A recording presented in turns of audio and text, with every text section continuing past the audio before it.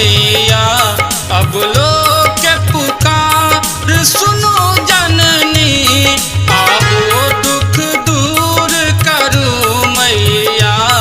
हे माए अहीं अबलम बेटा, जग के संताप हरू मैया। हे माए अहीं अबलम बेटा, जग के संताप हरू मैया।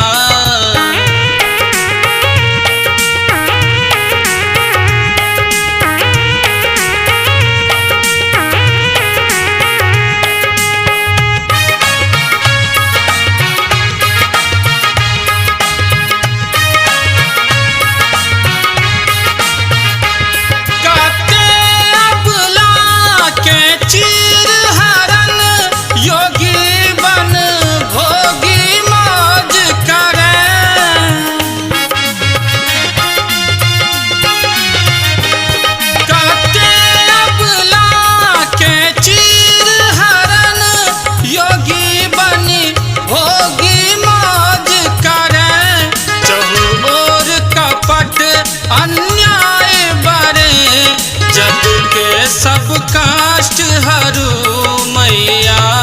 हे माए अहीं अबलम बेटा, जग के संताप हरू मैया।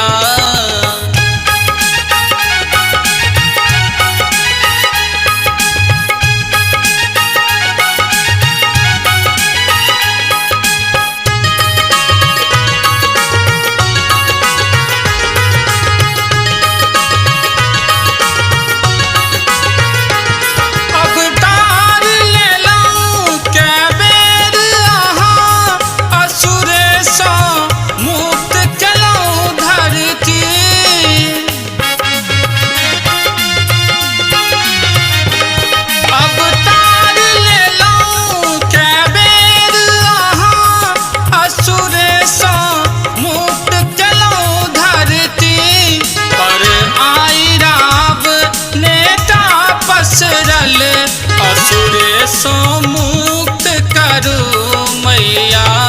हे माए अहीं अबलम बेटा, जग के संताप हरू मैया।